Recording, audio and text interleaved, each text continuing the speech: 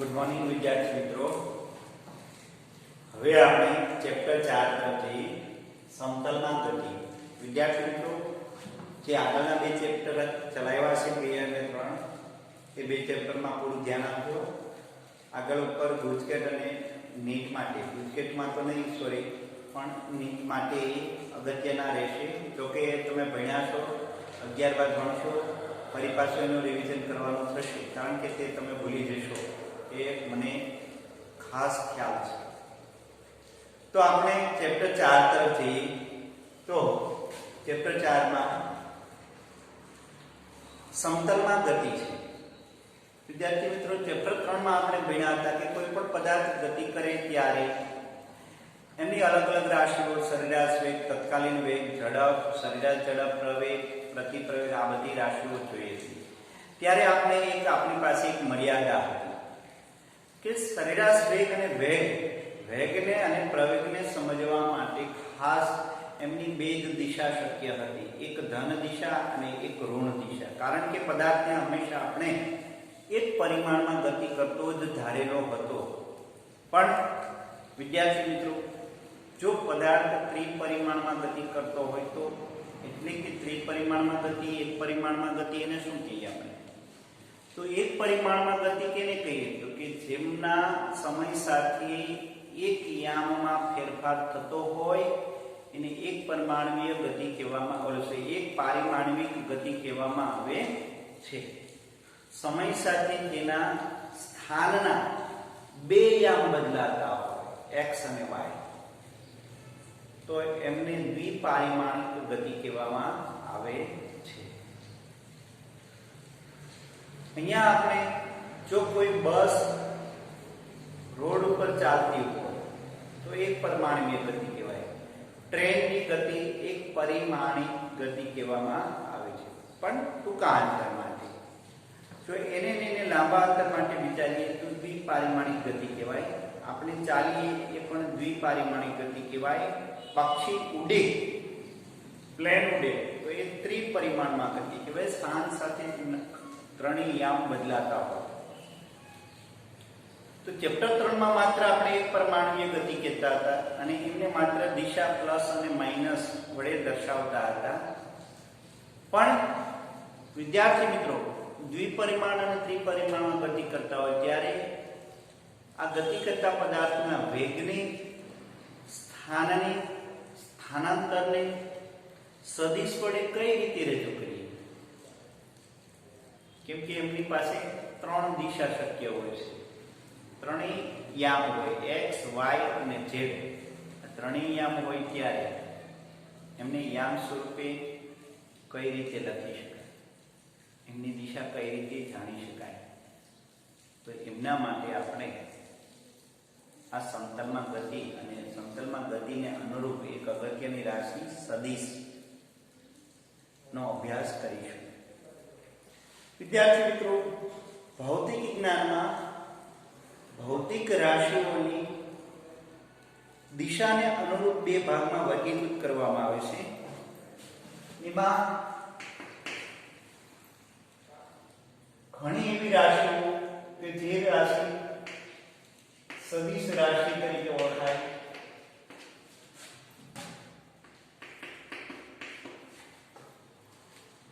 ઘણી રાશિઓ અદિશ રાશિ, વેક્ટર અને સ્કેલર, ને સ્કેલર કહીએ, વેક્ટર કહીએ. અદિશ રાશિ, સદિશ રાશિ. ભૌતિક વિજ્ઞાનમાં ભૌતિક રાશિઓ ને રજૂ કરવા માટે જો દિશાની જરૂર પડતી હોય તો એવી રાશિને સદિશ રાશિ કહેવામાં આવે છે. વ્યાખ્યા તરીકે લઈએ તો સદિશ રાશિ એટલે શું?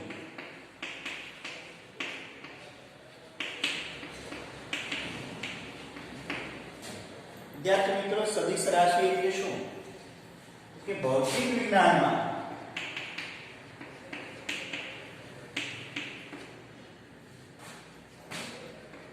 એવી ઘણી રાશિ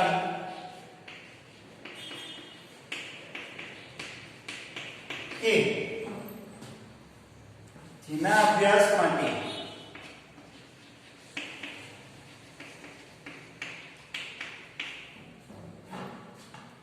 મૂલ્ય ઉપરાંત દિશાની જરૂર પડે.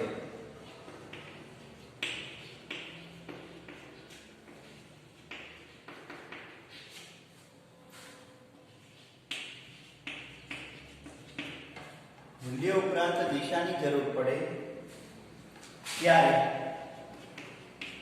તે રાશિની સદિશ રાશિ કહે છે.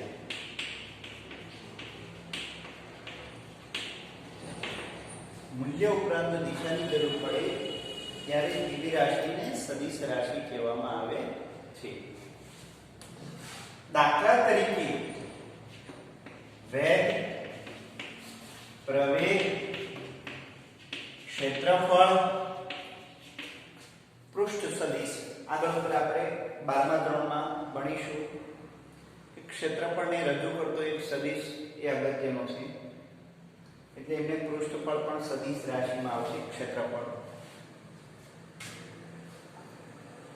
બળ, વેગમાન વગેરે આ બધી જ રાશિઓ સદિશ રાશિઓ છે કે જેને રજૂ કરવા માટે મૂલ્ય ઉપરાંત દિશાની જરૂર પડે છે. કોઈ પદાર્થ ઉપર બળ લાગે છે તો 10 ન્યૂટન બળ કઈ દિશામાં લાગે એ અગત્યનું છે. કોઈ પદાર્થનો વેગ આટલો છે પણ કઈ દિશામાં છે એ પણ જરૂરી છે. બળ, વેગમાન આ બધી રાશિઓ સદિશ રાશિ જેને રજૂ કરવા માટે મૂલ્ય ઉપરાંત દિશાની જરૂર પડે. અદિશ રાશિ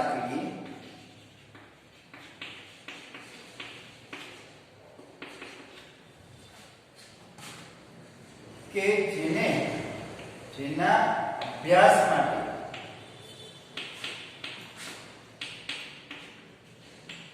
જરૂરી માત્ર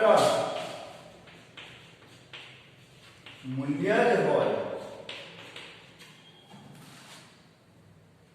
ત્યારે તેવી રાશિને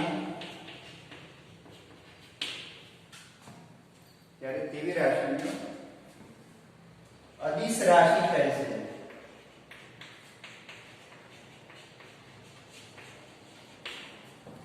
તેવી રાશિને અદિશ રાશિ કહે છે. તો અદિશ રાશિ વિદ્યાર્થી મિત્રો કઈ રીતે થશે કે દાખલા તરીકે દર, તાપમાન, ઘનતા, દબાણ,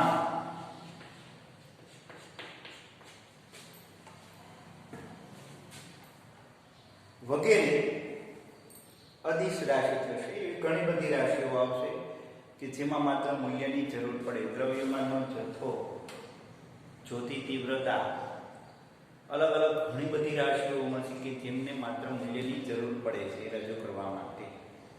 તો અહીંયા ભૌતિક જ્ઞાનમાં રાશિઓને બે વિભાગમાં વર્ગીકૃત કરવામાં આવી છે, સદિશ રાશિ અને અદિશ રાશિ.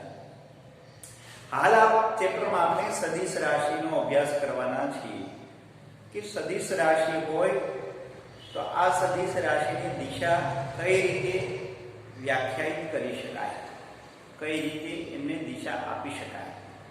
તો પહેલું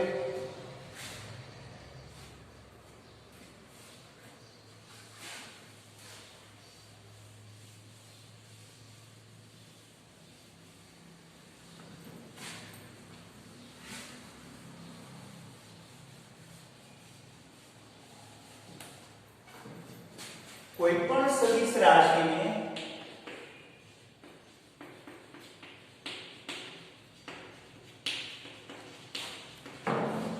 સદિશ વડે રજૂ કરી શકાય.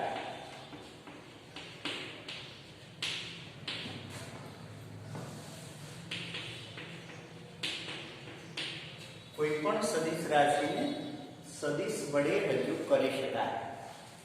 હવે પ્રશ્ન એ થાય સદિશ એટલે શું? નીતિનભાઈ શકે છે તે પ્રશ્ન એ થાય વિદ્યાર્થી મિત્રો કે સદિશ એટલે શું? તો અહીંયા સદિશ માટે આપણે આલેખનની રીત અથવા ત્રિકોણની રીત એવી અલગ અલગ રીતોનો અભ્યાસ કરીશું. તો સૌપ્રથમ પહેલા આપણો પ્રશ્ન એ છે સદિશ એટલે શું? દાખલા તરીકે વિદ્યાર્થી મિત્રો કોઈ પદાર્થ પર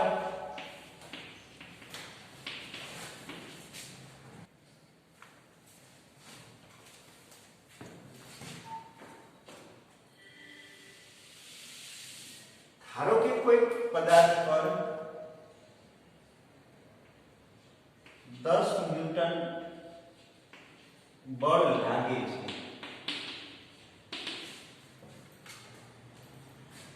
તો આ બળ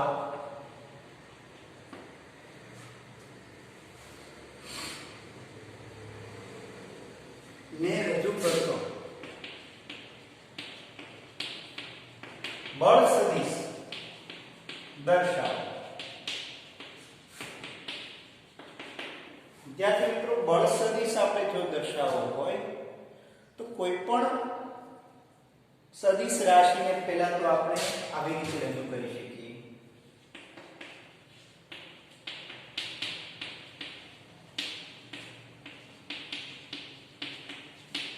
તેની સંજ્ઞા લખી ઉપર તીરનું નિશાન આપવામાં આવે છે.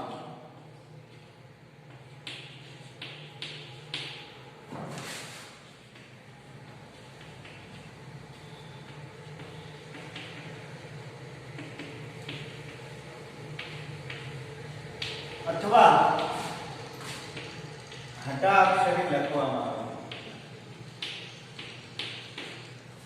ઘટા અક્ષરે લખવામાં આવે.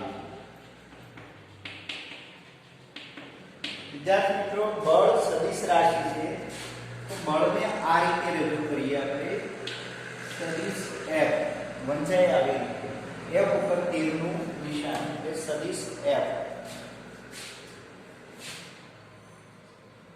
વેગ હોય તો વેગ સદિશ, પ્રવેગ હોય તો પ્રવેગ સદિશ આવી રીતે રજૂ થાય. અથવા ડાર્ક અક્ષરે લખવામાં આવે છે.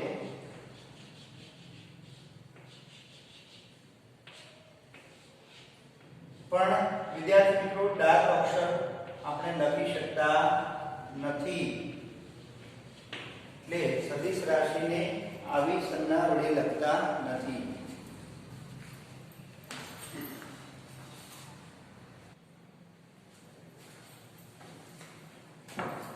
કોઈ પણ સદિશ રાશિને આ સંજ્ઞા વડે રજૂ કરી શકાય આવી રીતે જ્યારે ઘાટા અક્ષરે લખી શકાય. વિદ્યાર્થી મિત્રો ઘણા અભ્યાસમાં આપણે સદિશ રાશિનો અભ્યાસ કરતા હોય પણ એમાં ખાસ જો આપણે દિશાને કોઈ બહુ માન ન આપતો એટલે કે આપણે એના મૂલ્યને કેલ્ક્યુલેટ કરી અને પરિણામી મૂલ્ય મેળવતા હોઈએ એટલે કે વેગ પરથી પ્રવેગ મેળવતા હોઈએ ત્યારે આપણે જો સદિશને રજૂ ન કરીએ તો કોઈ જરૂરી છે નહીં. કેમ કે આપણા અભ્યાસક્રમમાં ખાસ મૂલ્ય જો અગત્યતા દર્શાવતા હોય તો એમાં દિશાને દર્શાવવી જરૂરી છે નહીં. પણ ઘણા અભ્યાસક્રમમાં દિશાનો ઉલ્લેખ પણ જરૂરી હોય તો એમાં સદિશ વડે એમને રજૂ કરવા જરૂરી બને છે. તો આવી રીતે સદિશ રાશિની જે રાશિની સંજ્ઞા ઉપર તીરનું નિશાન દર્શાવવામાં આવે છે. વિદ્યાર્થી મિત્રો યાદ રાખો તીરનું નિશાન એ આ જ રીતે દર્શાવવામાં આવે છે. આ તીરનું નિશાન એ દિશા નથી દર્શાવતી, એ સદિશ રાશિનો ઉલ્લેખ કરે છે. હા, બળ આ દિશામાં લાગતું હોય, આ દિશામાં બળ લાગતું હોય તો એક ઉપર આવી રીતે તીર નથી કરવામાં આવતું. સમજાય છે ને વિદ્યાર્થી? આ દિશામાં બળ લાગે કે આ દિશામાં બળ લાગે, બળને હંમેશા આવી રીતે જ રેશિયો સ્વરૂપે લખવામાં આવે છે. હવે જે તે સદિશ રાશિ છે એની રજૂઆત કઈ રીતે કરવી એની પ્રાથમિક માહિતી આપણે લઈએ. સદિશ રાશિની રજૂઆત કઈ રીતે કરવી તો કે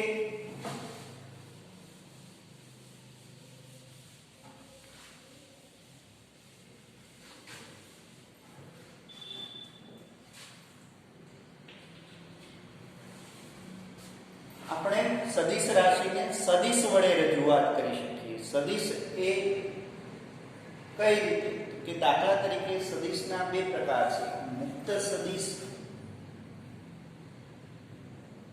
મુક્ત સદિશ કેને કહે તો કે મુક્ત સદિશ એટલે કોઈ પણ બિંદુએથી સદિશ દોરવાની શરૂઆત કરીએ એને મુક્ત સદિશ કહીએ. બીજું એક કાર્ટેશિયન યામ પદ્ધતિને અનુલક્ષીને સદિશ દોરીએ તો પણ દોરી શકાય. વિદ્યાર્થી દાખલા તરીકે આવી રીતે એક પદાર્થ છે.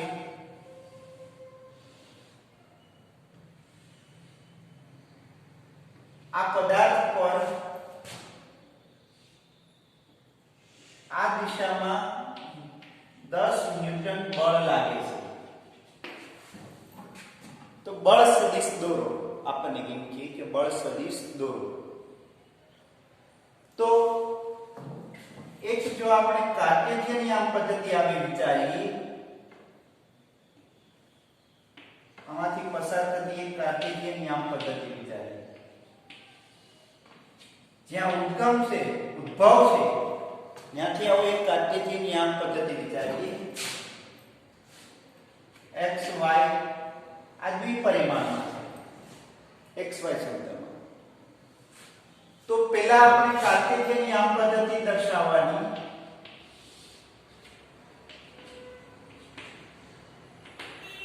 અને અહીંયા x અક્ષ સાથે એનો કોણ કેટલો છે કોણ માપવાનો, એટલે કે એની દિશા નક્કી કરવાની. કે દાખલા તરીકે 30 અંશના કોણે છે, x અક્ષ સાથે 30 અંશના કોણે બળ લાગે છે. તો કાર્ટેશિયન યામ પદ્ધતિમાં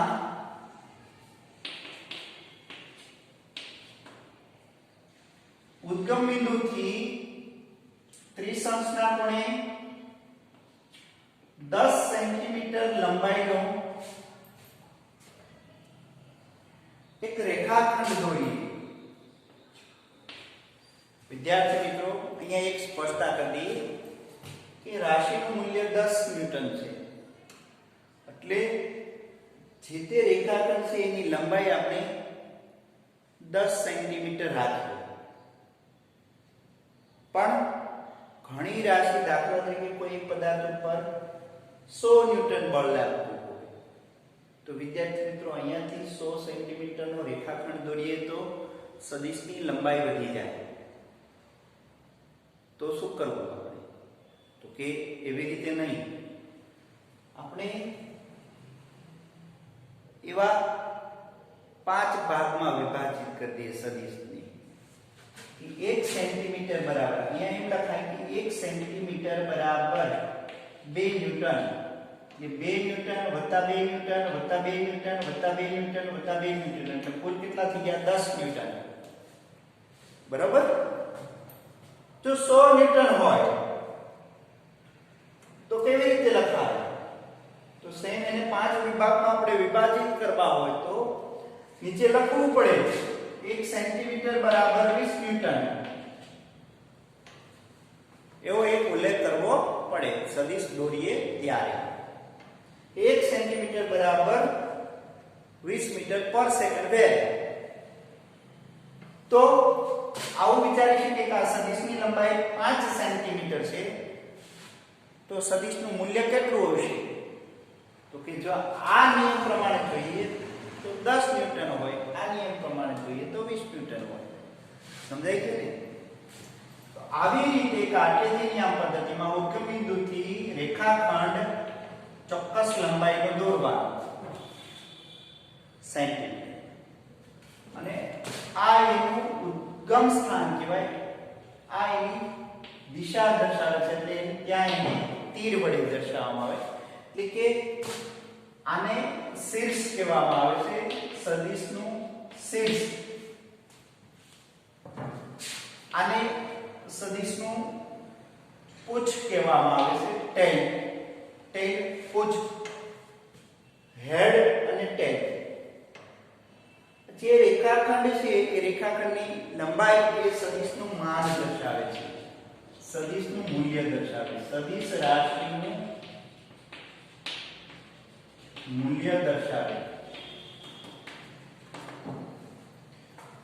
તો આવી રીતે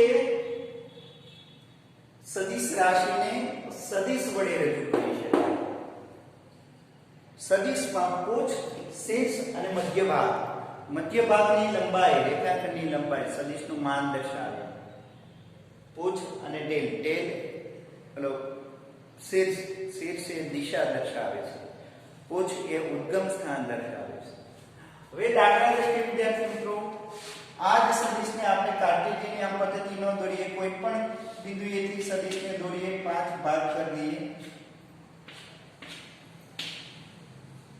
તો આ સદિશ થઈ ગયો મુક્ત સદિશ કોઈ પણ બિંદુએથી સદિશને દોરી શકાય આવી રીતે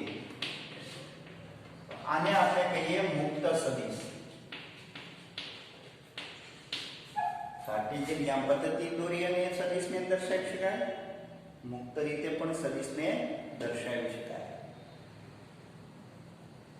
તો અહીંયા વિદ્યાર્થી મિત્રો તમને સમજાઈ ગયું કે સદિશ રાશિને સદિશ વડે રજૂ કરી શકાય અને સદિશમાં કાર્ટેશિયન યામ પદ્ધતિ દોરી અને સદિશને દોરી શકાય દાખલા તરીકે તમને એમ કે આ પદાર્થ ઉપર ઉર્ધ્વ દિશામાં 20 ન્યૂટન બળ લાગે F2 અધો દિશામાં વજન બળ લાગે W જેનું 100 ન્યૂટન છે તો 100 ન્યૂટન અધો દિશામાં લાગે ઉર્ધ્વ દિશામાં 20 ન્યૂટન તો 20 ન્યૂટન એટલે ફરી પાછો આવી રીતે રજૂ કરી શકાય આટલી જ લંબાઈનો 5 હવે નીચે તો કે નીચે આપણે જો સદિશને દર્શાવવું હોય તો 5 5 માં દર્શાવવું હોય તો કેટલા સદિશ દોરવા પડે તો કે બહુ ઝાઝી લંબાઈ મળે આપણને સેમ આ જ સ્કેલમાં અહીંયા રજૂ કરવું હોય 1 સેન્ટીમીટર બરાબર 2 ન્યૂટન 1 સેન્ટીમીટર બરાબર 2 ન્યૂટન તો અહીંયા રજૂ કરવું હોય તો 50 સેન્ટીમીટર લંબાઈનો સદિશ દોરવો પડે પણ એ ઘણી બધી લંબાઈ વધારે થતી હોય અથવા ન થતી હોય તો આવી રીતે દોરી શકાય અહીંયા 50 સેન્ટીમીટર લંબાઈનો સદિશ એને W સદિશ કહીએ બળ સદિશ કુલ 50 તો આવી રીતે બળને સદિશ વડે રજૂ કરી શકાય અથવા પ્રવેગને પણ આવી રીતે રજૂ કરી શકાય વેગને પણ આ જ રીતે રજૂ કરી શકાય વિદ્યાર્થી મિત્રો તો સદિશ રાશિને સદિશ વડે રજૂ કરી શકાય અને સદિશને આવી રીતે દોરી શકાય આ સદિશની રજૂઆત છે તો અહીંયા વિદ્યાર્થી મિત્રો આટલો આપણે આમાં ક્લિયર કર્યું હવે આપણે કોઈ પણ કણ હોય એ ગતિ કરતો હોય ત્યારે આગળ ઉપર આપણે ખ્યાલ છે ચેપ્ટરમાં ભણી ગયા એ કણને એમનું સમય સાથે સ્થાન બદલાય છે તો પહેલા તો એનું સ્થાન નક્કી કરવું પડે અને સ્થાન નક્કી કરવા માટે આપણે યામની જરૂર પડે x y અને z પણ જો વિદ્યાર્થી મિત્રો આ સ્થાનને રજૂ કરતો સ્થાન સદિશ દોરવો પડે ને એ સ્થાન સદિશ કઈ રીતે દોરી શકાય એ આપણે આગળ ઉપર એની સ્પષ્ટતા કરીશું હાલ અત્યારે આટલું રાખી બાકીનું નેક્સ્ટ લેક્ચરમાં લઈશું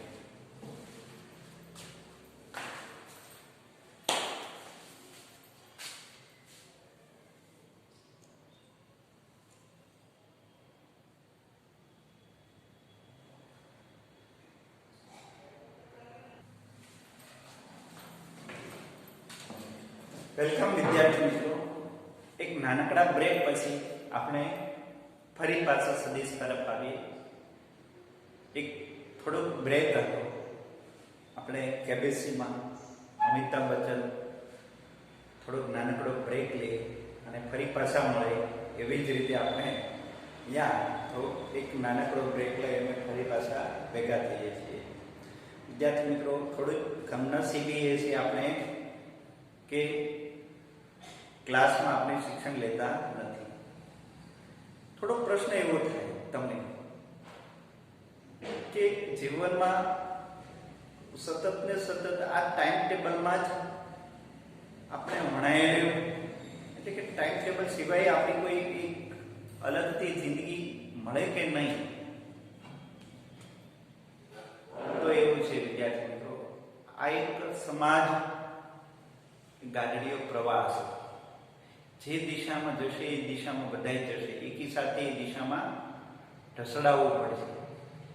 પણ જો એમાંથી કોઈ એક અટલ મનનો હોય અને એ એમ કે મારે મારી રીતે જિંદગી જીવવી છે, એમના માટે મારે મમ્મી કે પપ્પાની જરૂર નથી, હું મારી રીતે જિંદગી જીવીશ, તો એવો તો બહુ એક જ હોય લાખો કે જે પોતાની જિંદગી જીવતો હોય. બાકી તમે ને હું આ બધા ટાઈમ ટેબલમાં જિંદગી જીવવાના જ છીએ. જે ટાઈમ ટેબલ આપણે ગમતું હોય તો ભલે, અને ન ગમતું હોય તો પણ ભલે, આ ટાઈમ ટેબલ આપણે સ્વીકારવાનું રહેશે. ક્લાસમાં જો હોય વિદ્યાર્થી મિત્રો, હાલ થોડુંક વિડીયોમાં આપણે મર્યાદાના કારણે થોડોક હસી મજાક કે હળવાપણ થઈ શકતા નથી. પણ ક્લાસમાં હોય તો વિદ્યાર્થી મિત્રો જરૂર એવું કહીશ કે ઘણા વિદ્યાર્થીઓને ભૌતિક વિજ્ઞાન કંટાળાજનક લાગે. પણ વિદ્યાર્થી મિત્રો, આટલા વર્ષના અનુભવ દરમિયાન કહું છું કે જો ક્લાસમાં હોય તો વિદ્યાર્થી કદાચ મારો લેક્ચર કન્ટિન્યુ 1.5 કલાક ભણતો હોય કે 2 કલાક ભણે, હું ઊંઘમાં નથી, જાગૃત અવસ્થામાં છું અને બોલું છું. 12માના વિદ્યાર્થીઓ ઘણી વખત 1.5 થી પોણા 2 કલાક કન્ટિન્યુ ફિઝિક્સ ભણતા હોય વિદ્યાર્થી મિત્રો રિયલમાં, પણ ક્યારેક કંટાળો ન આવે. તો એની પાછળ એક જ રીઝન છે કે અભ્યાસ સાથે થોડું ફ્રેશ લેવો, એટલે કે ફ્રેશ થવું, એટલે કે રેસ્ટ લઈ અને ફ્રેશ થઈએ આપણે, તો આપણે થોડુંક કંટાળાજનક ન લાગે. ત્યારે વિડીયોમાં મર્યાદાઓ છે એવું કહી શકતા નથી. વિદ્યાર્થી મિત્રો, આગળના લેક્ચરમાં આપણે જોયું આગળના લેક્ચરમાં બ્રેક પહેલા જોયું કે કોઈ પણ સદિશ રાશિને રજૂ કરવા માટે સદિશની જરૂર પડે છે, અને આ સદિશ મુક્ત સદિશ અથવા કાર્ટેશિયન યામ પદ્ધતિ આપી અને દોરી શકાય છે. હવે આપણે વિદ્યાર્થી મિત્રો સ્થાન સદિશ અને સ્થાનાંતર સદિશ ની વાત કરીએ તો સ્થાન સદિશ અને સ્થાનાંતર સદિશ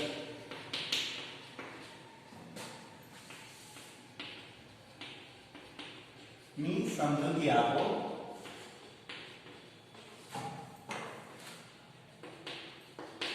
સ્થાન સદિશ અને સ્થાનાંતર સદિશની સમજૂતી આપો. વિદ્યાર્થી મિત્રો, અહીંયા એક કાર્ટેશિયન યામ પદ્ધતિ વિચારીએ. દ્વિપરિમાણમાં છે. x y x dash y dash Cartesian યામ પદ્ધતિ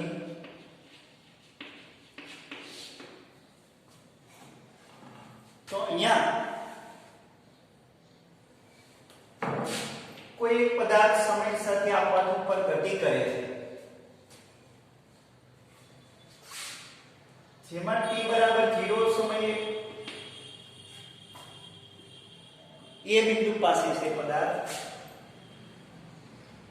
कोई t1 સમયે b બિંદુ પાસે,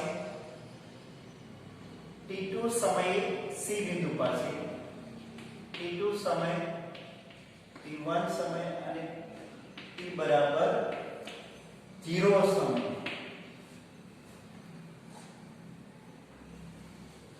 તો પહેલું આ પ્રત્યેક સમયે કણના સ્થાનને રજૂ કરતો સદિશ, ઉદ્ગમ બિંદુથી કણના સ્થાનને રજૂ કરતો સદિશ લઈએ તો પહેલો સદિશ જે મળશે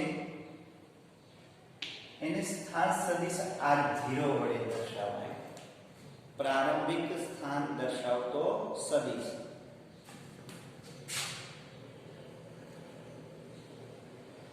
t1 સમયને અનુરૂપ સ્થાન દર્શાવતો સદિશ એને r1 સદિશ કહીએ અને c બિંદુએ પદાર્થનું સ્થાન દર્શાવતો સદિશ એને સદિશ r3 કહીએ.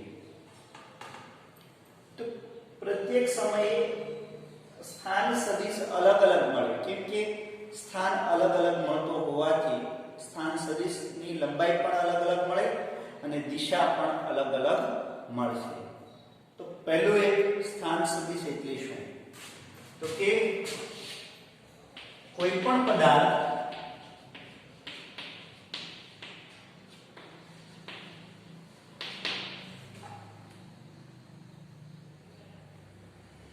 ના સંદર્ભ બિંદુથી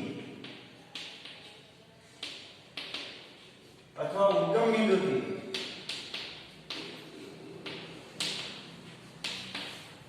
સ્થાનને રજૂ કરતા સ્થાન સદિશને, સ્થાનને રજૂ કરતા સદિશને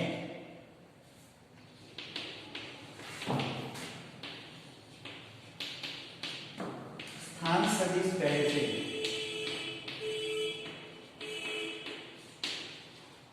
સ્થાનને રજૂ કરતા સદિશને સ્થાન સદિશ કહે છે. આ પ્રત્યેક સ્થાન સદિશમાં છે. દાખલા તરીકે આલેખમાં r0 સદિશ, r1 સદિશ, r2 સદિશ, r3 સદિશ વગેરે મળશે. આ પ્રત્યેક સ્થાન સદિશ છે. હવે વિદ્યાર્થી મિત્રો t0 થી t1 સમય સુધીમાં પદાર્થનું સ્થાનાંતર કેટલું છે? તો કે t0 સમયે બિંદુ પાસે છે, t1 સમયે b બિંદુ પાસે છે. તો અહીંયા સ્થાનાંતર આપણે પથ લંબાઈ નથી દર્શાવતા. શા માટે? તો કે પથ લંબાઈ અદિશ રાશિ છે, સ્થાનાંતર સદિશ રાશિ છે. તો a થી b સુધીનું સ્થાનાંતર કેટલું છે? તો કે સ્થાનાંતરને રજૂ કરતો સદિશ એટલે a થી b સુધી. તો સ્થાનાંતર સદિશ કેને કહીએ? તો કે પદાર્થના પ્રારંભિક સ્થાન, પ્રારંભિક અને અંતિમ સ્થાન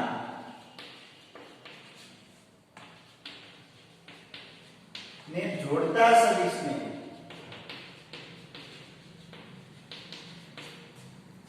સ્થાનાંતર સદિશ કહે છે.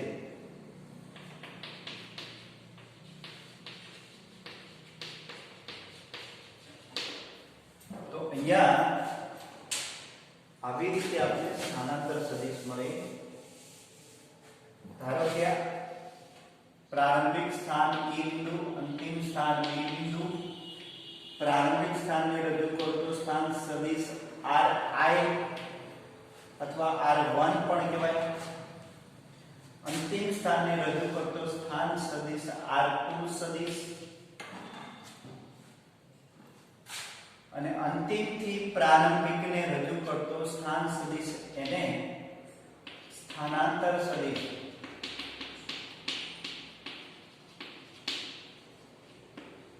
r12 વડે દર્શાવાય. r12 વડે દર્શાવાય. તો અહીંયા આપણને વિદ્યાર્થી મિત્રો સ્થાનાંતર સદિશ આ રીતે મળે, સ્થાન સદિશ આ રીતે મળે. તો આટલું આપણે અહીંયા આ લેક્ચરમાં જોઈ ગયા.